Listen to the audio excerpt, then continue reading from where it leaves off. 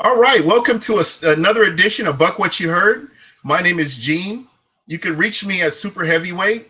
And if you get a chance, please come out and like this video or don't like this video. I look forward to your comments. And tonight we're going to have a special edition, a new head coach edition, and some of the new people the new faces in One Buc Place. And tonight I am joined by Aaron Freeman. And he's a writer for the Atlanta Falcons, a Falcoholic. And I figured, what better person to talk to about our new coaching staff than somebody that used to write about that coaching staff. So, Aaron, thank you so much for joining the show, and tell everybody how they can get a hold of you and what projects you're working on. I got my own website at falcfans.com. I don't write as much as I once did. You can find a lot of archived, prolific writings from a couple of years ago, but I'm not writing as much there. But every now and then I'll write something. I write a weekly takeaways column. Mostly people can find me on Twitter if they want to interact with me and get my thoughts on things. My Twitter handle is at FalcFans. I'm also on two podcasts. One is you can find on falcfans.com or the Falcoholic. It's the Falcfans podcast. The other one is Falcon Central Radio. You can check that out on YouTube or profootballcentral.com. And usually if people want to find out my thoughts on things Falcons related or NFL related, they can usually hit me up on Twitter or get my thoughts on podcasts. Yeah. And I know a lot of Buc fans are wondering, well, why do you have an Atlanta Falcons person on?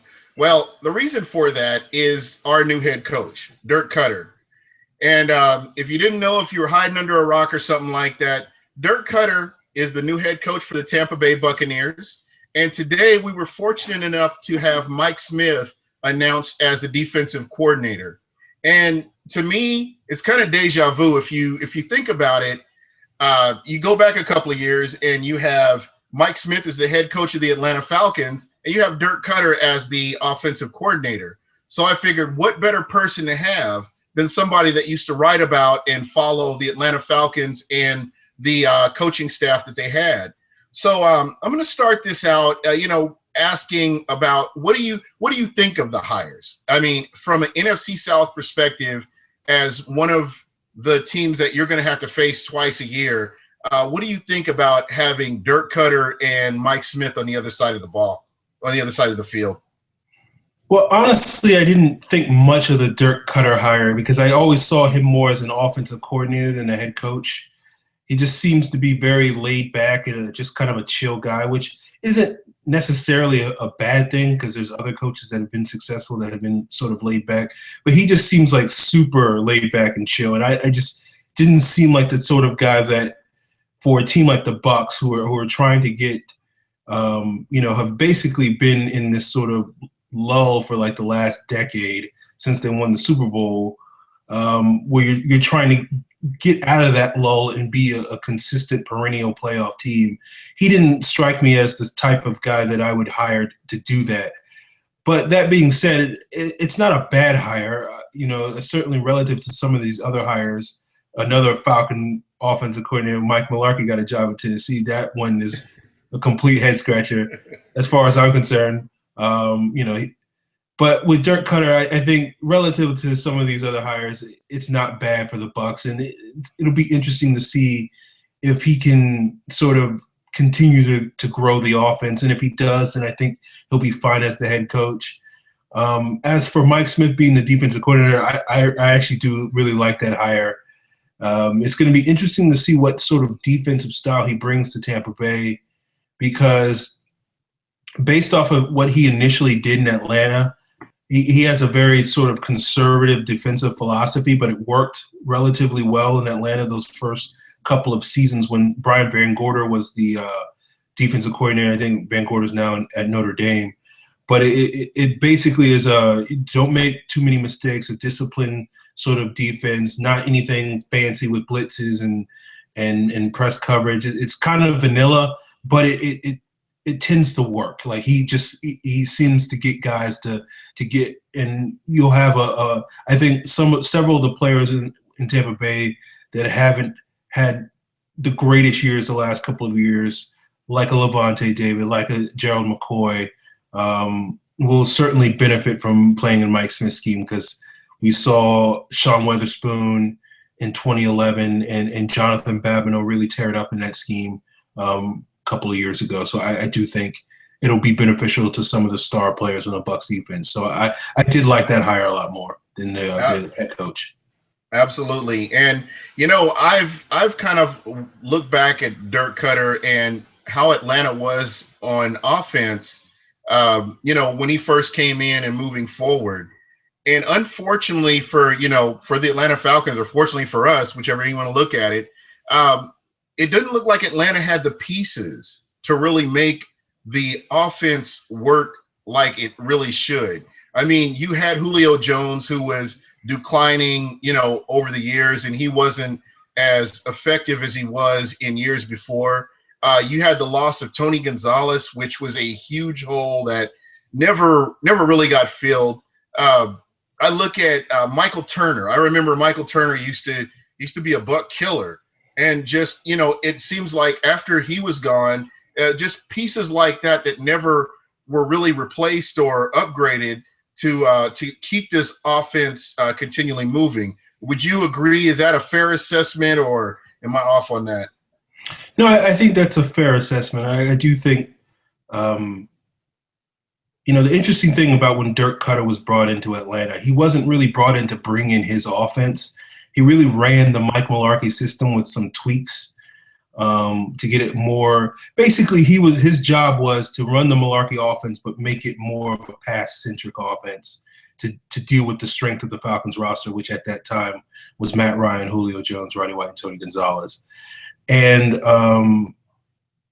they flourished in it, actually. Yeah, they did. And that was the thing about it. It was when he had the pieces to run that sort of style of offense, it worked really well. But then in subsequent years, because of the deterioration of the offensive line, because of injuries to Julio Jones and Roddy White, the retirement of Tony Gonzalez, it didn't quite click. So, you know, I can't, looking at what he's doing in Tampa Bay, I can't be too judgmental based off of what he did in Atlanta, because he really wasn't installing his offense like he is in Tampa Bay. So I think there's probably a lot more room for growth in Tampa Bay than there was in Atlanta, because he was really just kind of a guy that they hired to get them over the hump, as opposed to a guy that they really wanted to remake the whole system. And as people have probably noticed this year with the Falcons offense, which really struggled for a large chunk of the 2015 season,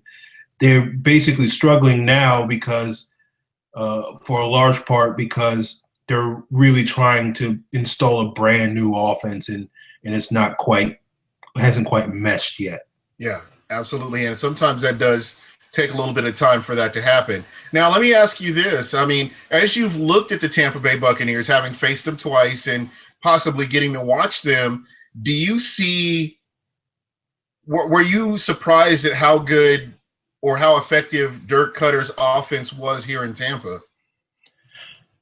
No, I wasn't that surprised, because I think he has the elements to make his, because the hallmark, I guess, of his offense is the sort of four verticals passing attack, where you basically have receivers run vertical stems on their routes, and then based off of the coverages will then adjust their routes. And unfortunately, I think in Atlanta, because of how conservative they were philosophically, partially because of the head coach, and partially because Matt Ryan isn't a great vertical passer. He completes a relatively high percentage, but it's largely because Julio Jones is amazing. When the Falcons ran the four verticals, they would basically run a bunch of like 10 or 12-yard curls off of it. And it was basically their offense, for a large part, was run 10 yards down the field, turn around, and Matt Ryan will get you the ball. And that was very effective because Tony Gonzalez was great at, you know, positioning himself. Roddy White was an outstanding route runner and really shined in those short and intermediate routes. And then, of course, Julio Jones is Julio Jones. Stretch the field. Yeah. And even Harry Douglas, who was the third wide receiver, you know, he was most effective on the shorter routes. And I think with Tampa Bay's offense, you have Jameis Winston, who's much more, I think, capable of stretching the field vertically than Matt Ryan was. You have Mike Evans, who shined in the vertical game. Vincent Jackson, I know he wasn't healthy this year, but his strength has always been getting down the field. You have a big target in the middle of the field in Austin Seferian-Jenkins, another guy that was injured this year. But I thought Cameron Brate did an excellent job. And, he tore the Falcons' defense a new one in one of those games at least. So I do feel like he has the pieces moving forward that can really make his offense work. And I wasn't surprised that he was successful. I was a little jealous and a little bitter about it, but it's not that big of a surprise. Yeah. That was one of those things that I was really excited when Tampa was able to get him over from Atlanta.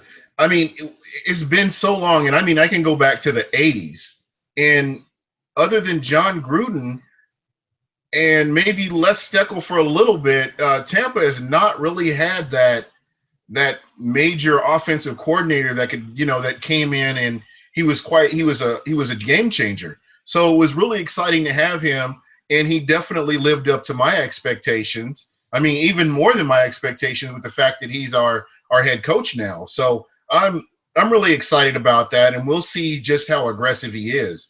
But kind of getting back to Mike Smith, that was the move that really made things easier for me to deal with the firing and how we're transitioning over, because the defense didn't hold up their end of the deal. I'm going to be realistic here. A lot of penalties, a lot of game-changing penalties, and with Mike Smith's background and the fact that he cuts down on penalties, that's something that this defense has really needed for a long time, and something to be held accountable for those mistakes that can kill drives or keep an offense on the field a lot longer than it needs to. So I'm really happy to have Mike Smith as our defensive coordinator. I think that, in the time that he will be here, I think it's going to definitely help this defense and get us pointed in the right direction.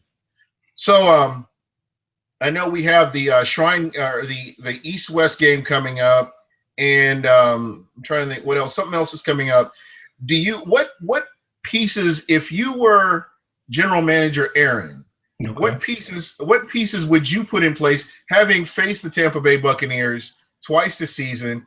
What pieces would you put in place that would take this team to the next level, or at least get them pointed in that direction?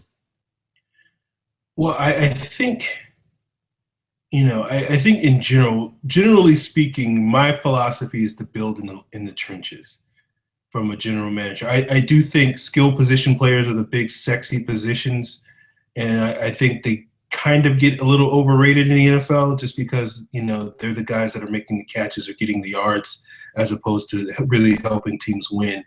I do think the Bucs, particularly in the offense, have quality skill position players. I do expect Doug Martin to be franchise tagged and be back at least for another year. While, I think they're good to go at running back.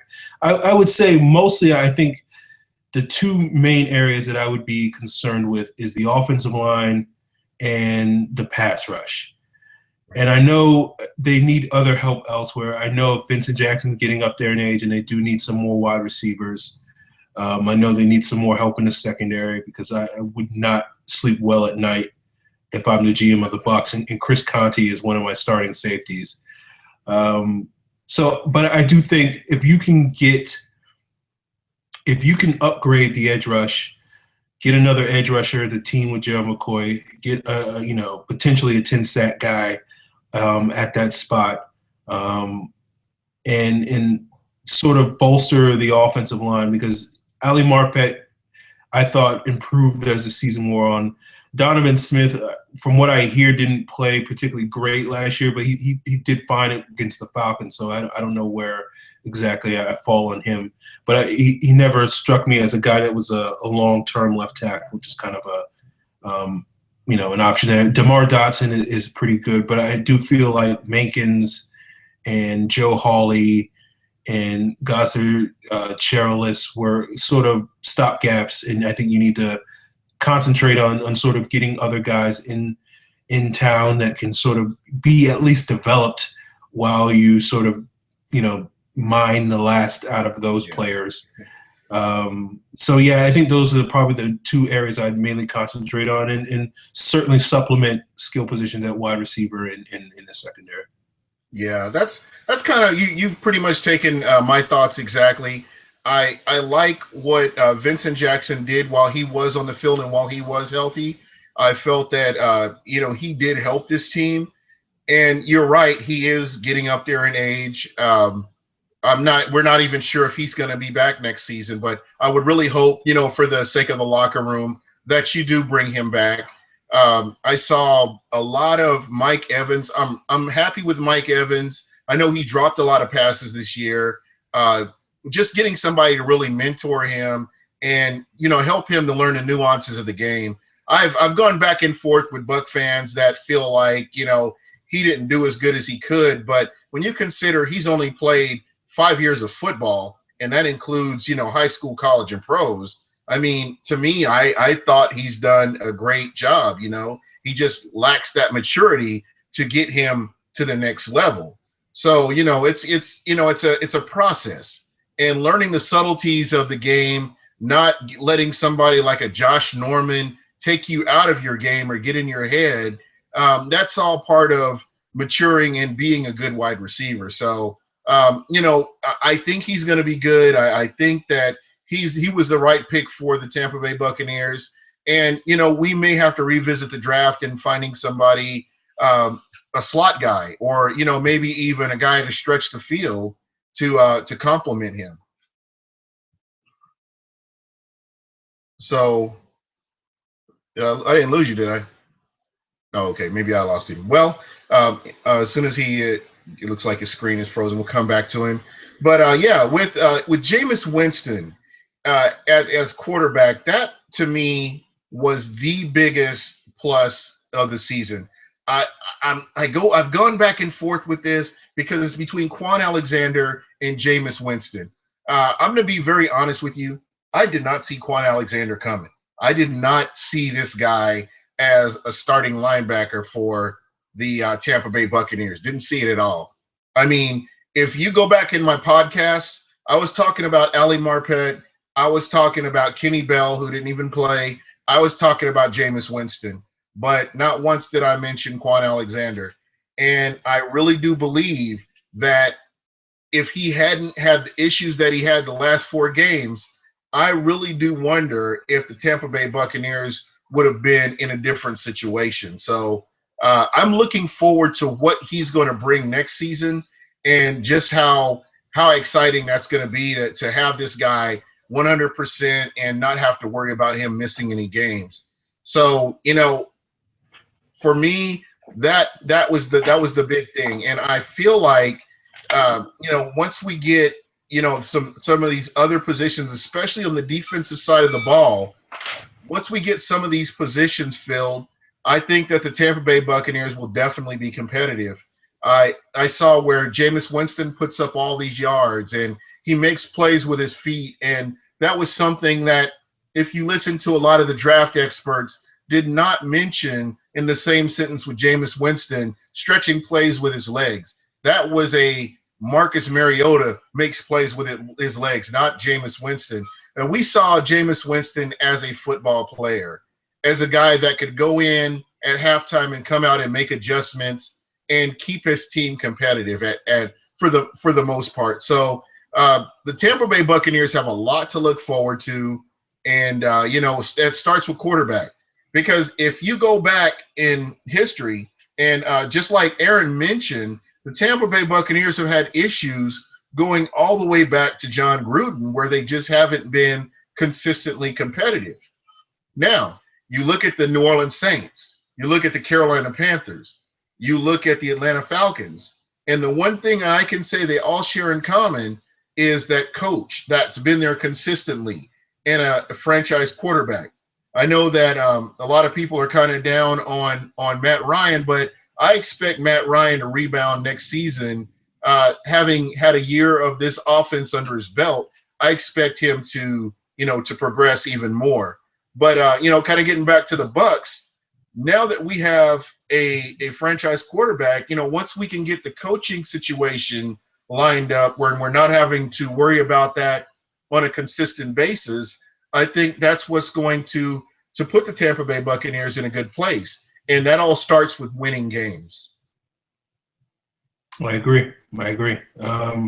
It's about having a stable platform to build off of, laying that foundation.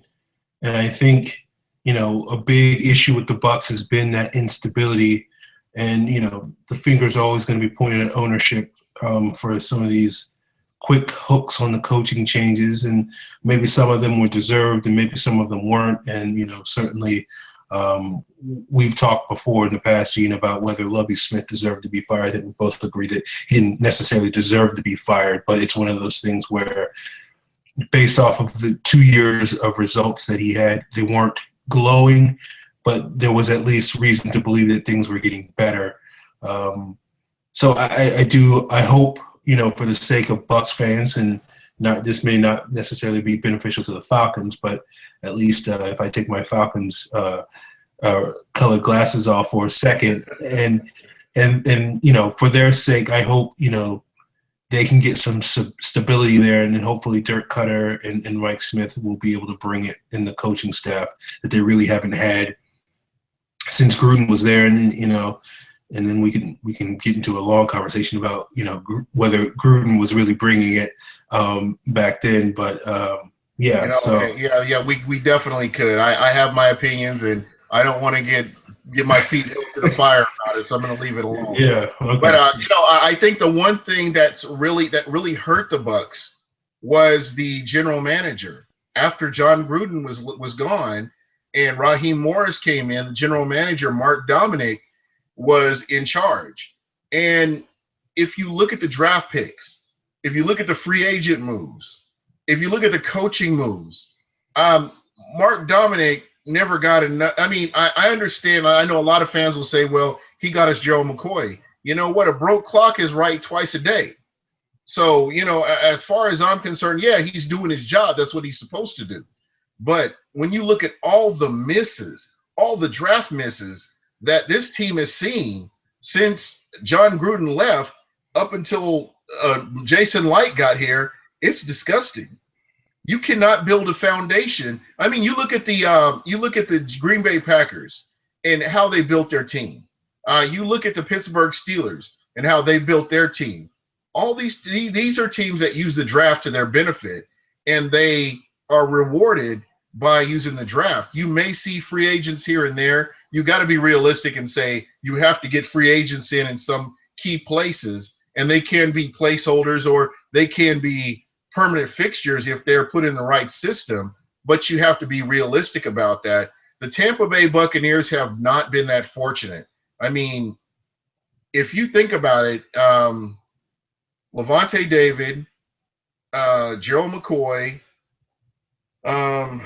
goodness, I'm trying to think of great draft pick moves that the Bucs have had since John Gruden left. And,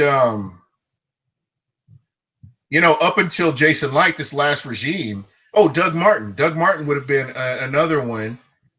There just haven't been a lot of, during the Mark Dominic era, there were not a lot of draft picks that stuck around to help build that foundation. And I think a lot of that had to do with pulling the hook on a few coaches. But, were they the right people for the job in the first place? So, here's where we are right now, where we have a general manager who's been very good the past couple of years with the Austin Seferian-Jenkins, Mike Evans, Charles Sims, Quan Alexander. Just the draft picks that we've had are helping to build the foundation for the Tampa Bay Buccaneers.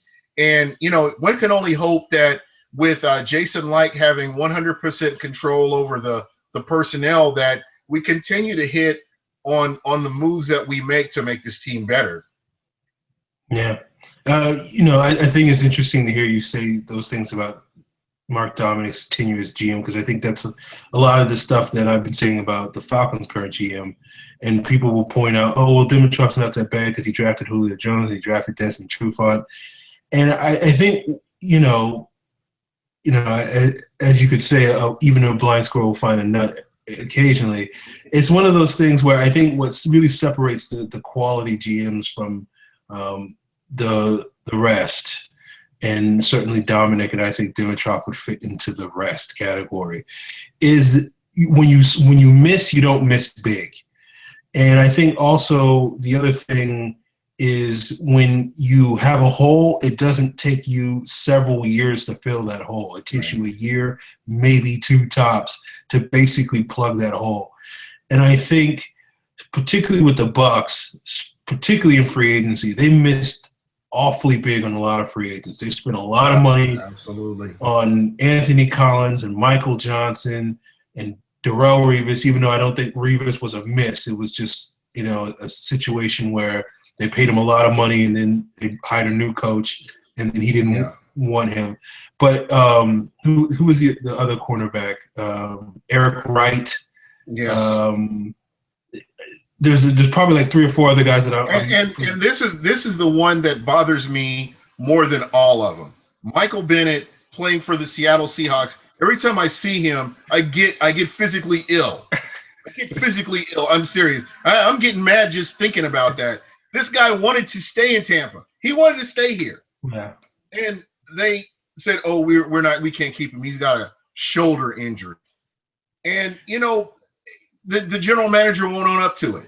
He's the guy that had the final say in, and won't own up to it that, hey, we made a mistake in getting rid of this guy. But it's just different moves like that, things that would have put this team in a good position, because Michael Bennett and Joe McCoy worked good together. They worked very good together. And, unfortunately, for Bucs fans, every time you watch the Seattle Seahawks, you're seeing a guy that should be in the NFC South here with the Tampa Bay Buccaneers, but he's not. So just different things like that. And I kind of want to segue into the Atlanta Falcons, but that's kind of where we are right now. And I'm happy with where we are. And all I'm looking for next year is improvement. I'm looking for a team that will be competitive in the NFC South. And we've been at the bottom of the league for the bottom of the NFC South for the past 5 years, I believe. And that all needs to change. It all needs to change. And I look at what the Saints did when everybody wrote off Drew Brees and how he came back, and that team was steadily competitive. So I really hope to see the Tampa Bay Buccaneers in the NFC South very competitive. Now, with that being said, I'm going to segue into the Atlanta Falcons. First year under the new head coach, new administration, some new pieces in place. What are your thoughts on this team, how they've done this year, and where do you think they're headed in the right direction? Yeah, I do. As you told me before the season that the Falcons going to finish 8-8 this year, I would have been like, okay, fine. I think what sort of threw people off was with the 5-0 start, and then I think I can't even remember 6 or 7 game losing streak in the middle of the season, and then sort of finishing strong with the win over Tampa Bay in Week 15 to hand that team their first loss of the season. I mean, not Tampa Bay, Carolina. Yeah. Got Tampa Bay on the mind.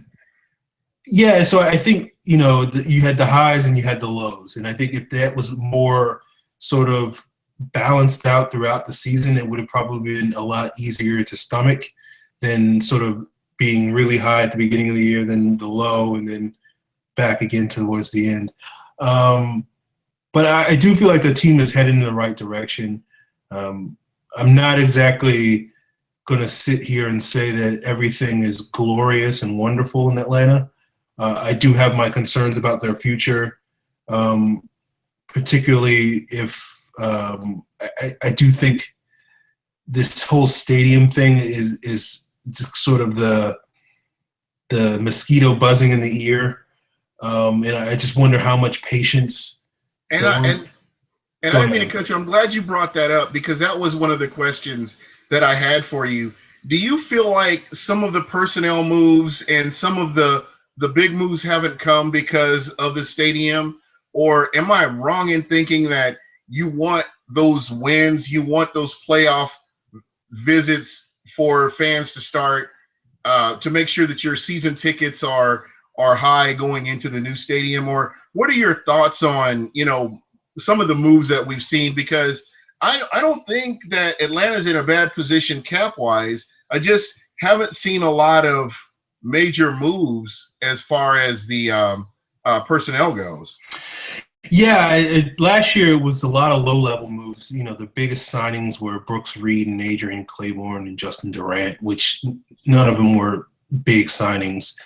I do expect that this year they'll probably make a bigger splash or two in the free agency, just because it's the second year of the coach. And I think a lot of last year was sort of feeling out the returning personnel and sort of plugging a couple of new guys in.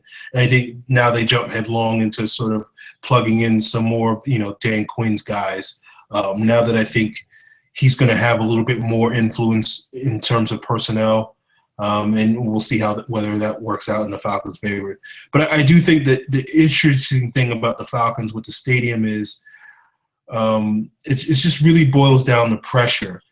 And part of me thinks that the Falcons are probably a couple of years away from being a true contender that can be on the level of a team like Carolina, despite the fact that they beat Carolina in Week 15. But I just don't see that team, the Falcons, being that team consistently. They can be it for a game or two, but not week in and week out. Yeah. And I think they're a couple of years away from that. And I don't necessarily know if they have the patience right now with trying to sell seats to basically go through a couple of years of being 8-8-ish. It's sort of this mediocre team to get there. And I think ultimately Dan Quinn's job is to basically keep the team as competitive as possible as he has the 2 or 3 years to rebuild their personnel. Because, again, what we were talking about earlier, they made a lot of personnel mistakes for the last couple of years. And basically, from a personnel standpoint, they have to make up for those misses and those missed opportunities. And that's going to take more than one or two off seasons to fix all those issues. So that sort of, to me, is the long-term issue that concerns me a little bit. But for right now, I do feel like the Falcons at least are pointing upwards and things are going to be getting better short-term wise. Yeah, and when you talk about the Carolina Panthers, and I know I've brought this up on a couple of shows, they persevered through a lot of things, but they didn't have to worry about a new stadium. They persevered through a couple of rough seasons, and they were rewarded by keeping the same head coach and keeping that coaching staff in place, and even getting a general manager at that time, and that totally changed everything. That kind of righted the ship for them. And you see what you have right now is a team that's, in a position to go and win a Super Bowl. So I know that to me, in my opinion, what Carolina's done, ownership all the way down to the ball boy, that's the blueprint for, once you've identified your coach and your general manager, you stay the course. And that's the blueprint for having a competitive team. And it seems to be working for them. And, that's kind of goes back to what I thought about, with Lovie Smith. I thought they would keep him on. But, like I said, early on, I'm good with where we are now because, it's if it was going to happen, it needed to happen now and not wait a little bit longer and then have to change more things around. So it was a smooth transition to get us to where we are right now, with the head coach that's familiar with the offense and that defensive coordinator that can come in and make those adjustments. But for your team, I know that I heard a lot of things on Twitter about, because I have a couple of Atlanta Falcons people that I follow, they follow me, that were complaining about the offensive coordinator. Yeah. Do you feel like these fans are justified in when there was that long losing streak going on, they were justified in crucifying the quarterback and the offensive coordinator? Me personally, I don't think that you have enough pieces. Jacob Tamme is okay. He's a stopgap. He doesn't instill fear in anybody's heart. I think Freeman needs, you guys need another running back, a change of pace back to take some of the load off of him. And I think that would definitely free up, that would definitely help the offense. I think you need somebody to complement Julio Jones. I think you need two receivers, actually. If it were me and I'm a general manager, you need two receivers to complement Julio Jones and take those double teams off of him. Yeah, I think the criticisms of the Falcons offensive coordinator Kyle Shanahan are fair criticisms. I do think, though, that there seems to be a pervasive attitude that the Falcons have to fire him or otherwise they won't be able to make improvements offensively. And I don't quite agree with that. I do think he needs to have a few more pieces. I think the one real legitimate knock on Kyle Shanahan's offense is it is not necessarily designed for a quarterback like Matt Ryan to basically maximize his potential like Dirk Cutter's offense did for him. It's more of an offense that's sort of built around having a quarterback that isn't a great pocket passer and isn't this guy that's going to be, a John Stockton type of distributor from the pocket and do those sorts of things. That's not what it's designed to maximize. So I do think that's a legitimate concern, but I do feel like long-term the Falcons as a team won't be a great team if they have the sort of Cutter-style offense that they had, which was a very pass-heavy offense. I just don't think Matt Ryan is in that category of quarterback where he can be throwing the ball 40 times a game and the Falcons can beat other top teams. Right. But with you saying that, I think if you have a running back or you have a running game, that alleviates a lot of pressure off the quarterback. Yeah. And unfortunately, when Freeman got hurt, nobody really stepped up like I would have expected running backs to step up. And it kind of did. I like watching Freeman as long as they're not playing the Bucs. I enjoyed watching him play. I mean, I saw him at Florida State and got a lot of friends that are Florida State people. And, I enjoyed watching him. I enjoyed watching him this season. And I just feel like, he's a good back, but he's not every down back. And that's kind of what you need. Yeah. It's funny you say that because today on Twitter I made a suggestion that was not too popular. Basically I said if the Falcons could get Marshawn Lynch on like a cheap 1-year deal, I would go for it. Absolutely. But most people said that was dumb. Because the Falcons have other holes and running back relative to basically every other position on their team is probably their biggest strength. And you would make a good change of pace back though. I mean, Freeman would be, if you had Marshawn Lynch and then you bring Freeman in, I mean, you have to account for that guy. I mean, it makes good sense in my opinion. I wouldn't see why you wouldn't do it. It made sense to me, but it's one of those things where it's not too popular when you consider some of these other issues on the team. I think with the offense, they're going to be a run first team. I think Devontae Freeman is a good running back. I guess my biggest concern with Devontae Freeman is he was really great for like a 5 or 6 game stretch at the beginning of the year in the first half of the season. And then he sort of leveled out. Right. And I think there's a perception in Atlanta that he'll just go, if we improve the offensive line and we do this and we do that and he doesn't get hurt and all these sorts of things, he can be that 5 or 6 game running back, what he was for those 5 or 6 games for 16 games. And I don't really feel like he's going to – I feel like the guy he was in the second half of the season is probably what he's going to be more often than not. And he'll have those 4 or 5 big games a year where, he really makes an impact and is really a difference maker and a terror to defenses. But I don't feel like he's going to be the guy that's going to carry the load. And it's going to be interesting to see what development Tevin Coleman has going into year 2 because he was their 3rd round pick last year. He started strong, kind of petered out, had fumble issues, and I feel like he has greater upside than Devontae Freeman, but it's just a question of whether he'll get there. Right. Right, absolutely. But with the running game, it helps the passing game immensely. And I really do believe that, and that's why I kind of go back to the running game. If you guys had change of back, if you change your pace back, I mean, it would definitely make a difference. And I think that you're not committing all those guys into the box to stop the run, and it frees up your receivers, and it definitely helps the passing game. What I saw from Matt Ryan was he was rushed. I mean, defenses were on him, and he couldn't stay clean in the pocket a lot of times. So by having that good running game, having that back that can move the chains, that's definitely going to add more plays to the offense. Yeah. Yeah, it's going to be interesting to see what the Falcons do, because I do think they need to get another weapon on the outside.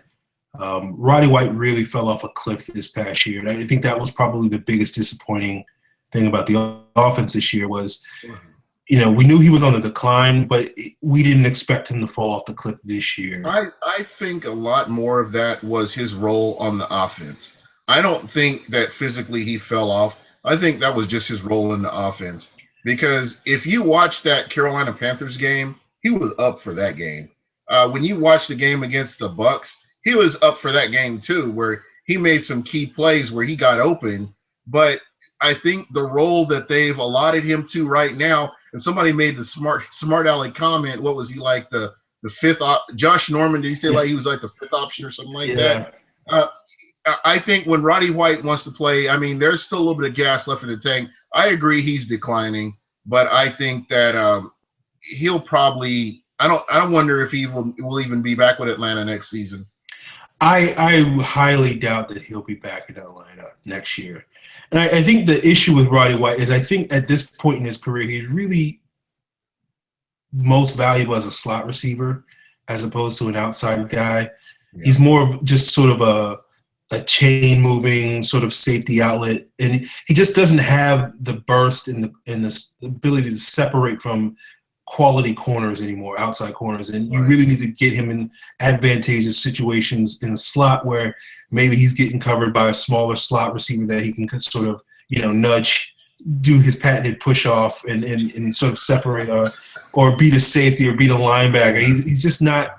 And the problem with the Falcons is they have a young slot receiver in Justin Hardy, who's sort of his role is basically going to be a slot receiver. He's not really an outside guy either.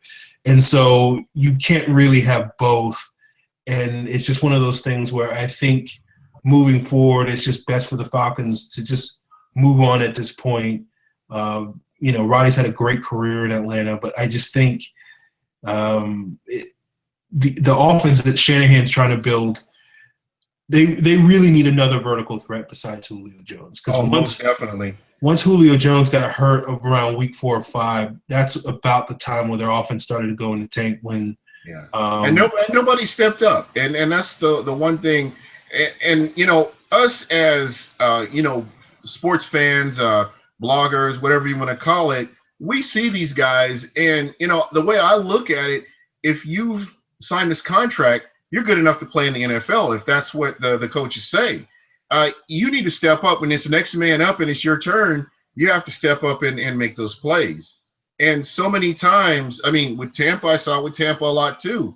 There were guys that had opportunities to get bigger roles on the offense, and they disappeared.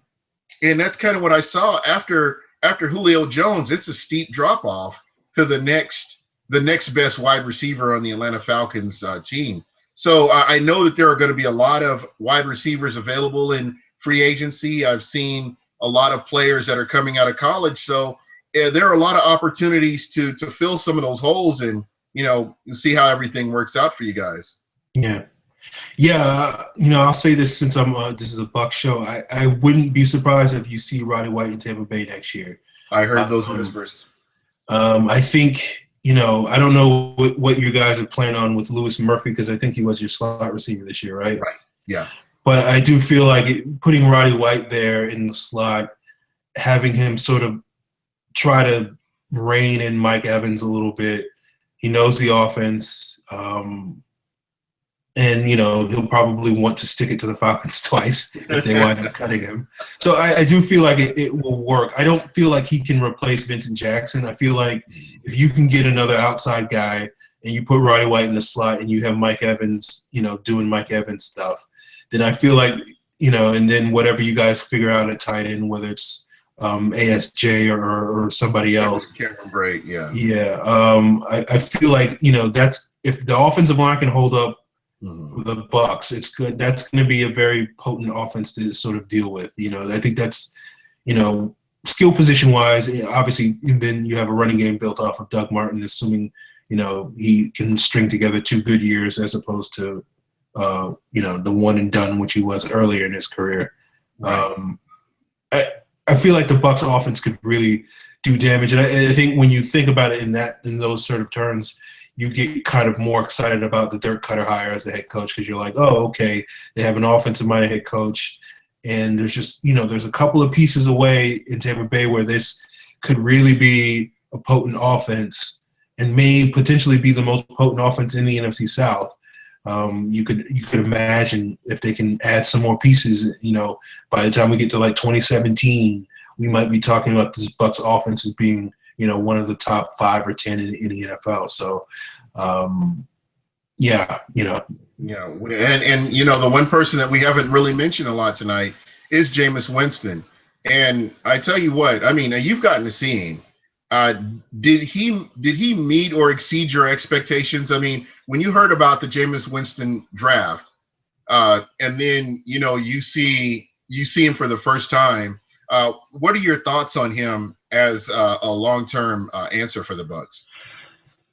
The interesting thing about Jameis was I wasn't super high on him when he was in college. I thought he was good, but I didn't think he was this superstar. I think quarterbacks tend to get a little overrated because they're quarterbacks when they're coming out in the draft. But as we got further and further into the offseason, I became increasingly more impressed by Jameis. And I do feel like by the time we got in the draft time, I was like, oh, he'll be an Eli Manning type of quarterback. Like, he may not always be the most consistent, reliable, down in, game out sort of high efficiency passer, but when he's on, he's going to be really, really good. And I think that was the case this year when he was a rookie. I tend to judge rookie quarterbacks a lot harsher than probably your typical person does. So there were a lot of times where he was a little scattershot, but that's to be expected for him being a rookie.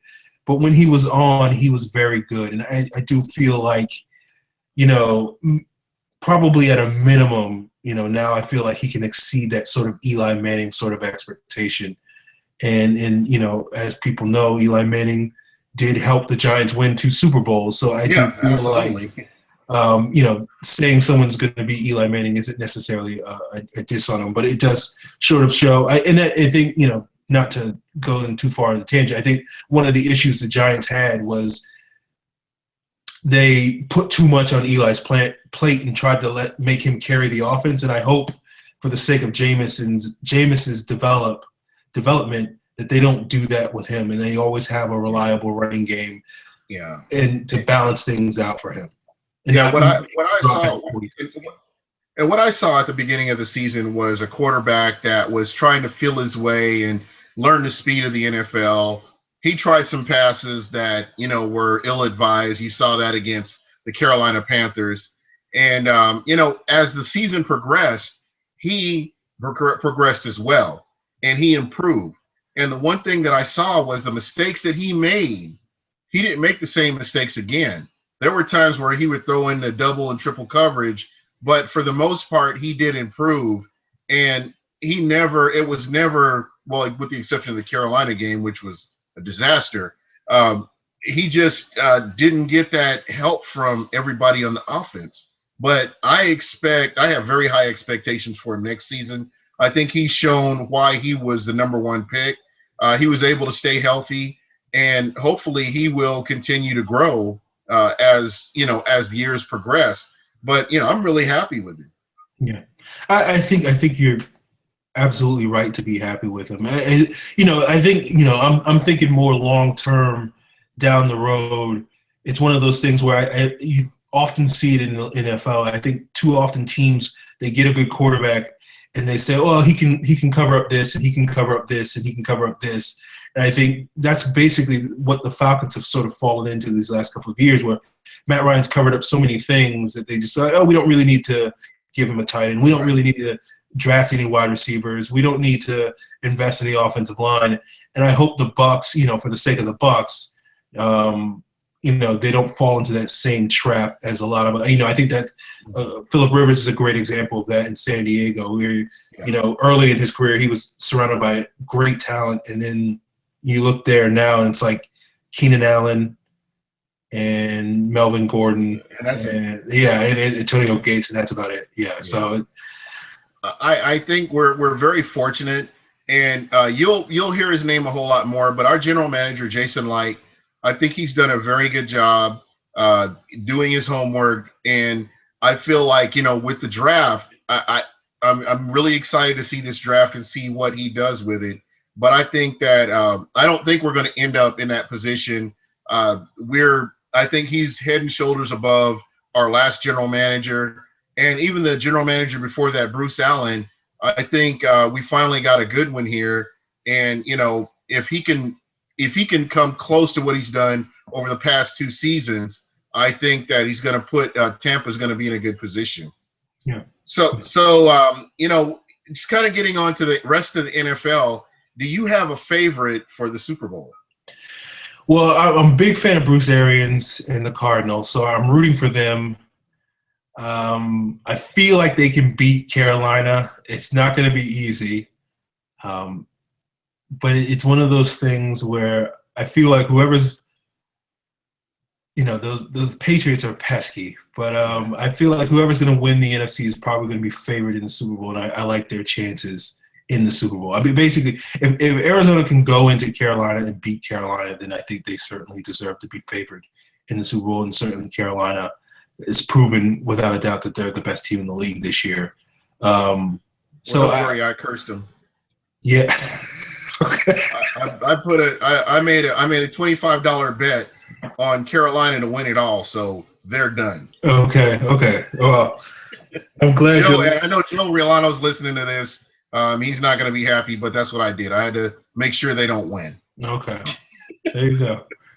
Yeah, I'm not rooting for Carolina, but I wouldn't be, distraught if they didn't win the Super Bowl. Just because they've done it the right way, as you talked about before, and it's like there's a part of you that believes in sort of karma, and it's like if you do things the right way, you deserve to get benefits for it and get rewarded for that.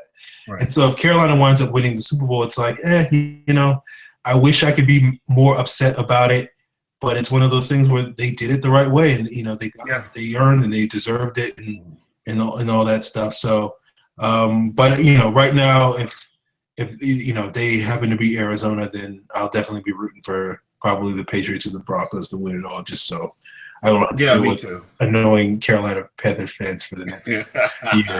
And another thing, and I know a lot of Bucs fans will probably kill me for this, but just watching Cam Newton, I always remember when Cam Newton hit adversity, he would fold up. A lot of people aren't going to agree with me, but when Cam Newton hit adversity, he would pout, he would fold up. But Cam Newton that I've seen this season, there were times where I expected him to quit and fold up, and this guy has put that team on his shoulder, and he's done what he had to do. So, my hat's off to him. He's a great human being. I mean, just what he does for kids and stuff like that. I love the guy. And, it's all those fans that hate his celebrations, get mad at your defense because they're the reason that he's celebrating. Yeah, I'm a big fan of Cam too. I can't. There's not an ounce of hate that I can dwell up for Cam right now. So it's one of those things where Falcon fans get mad at me because I say positive things about Cam, but it's like he's like, how do you not like? I mean, like I know we as fans of other teams are not supposed to like him, but it's like if you just take off that that sort of team logo. And you just look, it's like, how can you hate him? He looks like, he's like Brett Favre reincarnated. He looks like he's having fun out there, and that's one of those. Yeah, it's like street ball to him. And just seeing what he does for the kids and the community. The community of Carolina is very fortunate to have a player like that does what he does. Fortunately for Tampa, Tampa's got Vincent Jackson, and the owners, actually the Glaziers, are real good about what they do for the community. So players like this, players in all the divisions really need to get props. We hear so much negative in the NFL about this player had a DUI, or this player got arrested, or this player hit his wife, or whatever. We need to hear more stories about people like Cam Newton. And I don't know who's the person on your team, but I'm sure there's that one guy that all the fans love, that guy because of what he does for the community. Every team seems to have that person. Yeah, I'm sitting here trying to rack my brain and try to find the one guy that sort of stands out. And it's hard to pick one guy just because it's one of the things that, one of the positives that you could say about this general manager is after the whole Mike Vick fiasco, they really concentrated on getting good character guys in Atlanta. And they've been very good at doing that over the last 8 or so years. So it's one of those things where, by and large, everybody on the team is that guy.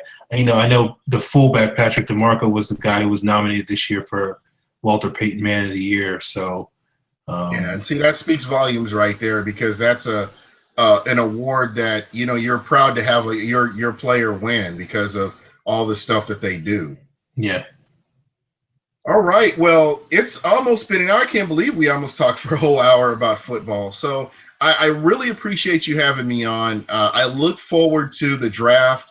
I do want to try to do something with you and Scott Karasik, your partner in crime.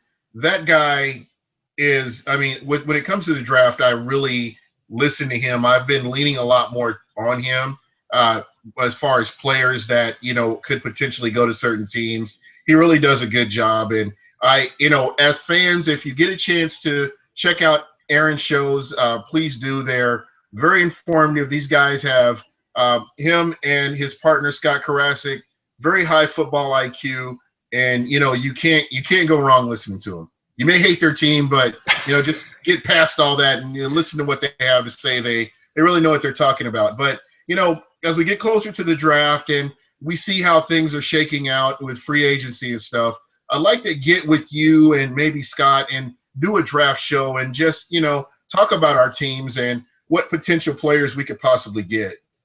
Okay, I'll run that by Scott when I talk to him this weekend. So, if people want to check out our show, we do a mailbag section for every show, and probably we send out questions for people to ask us questions, and about 50% of them are draft related questions, and that usually is like 15 or 20 per show.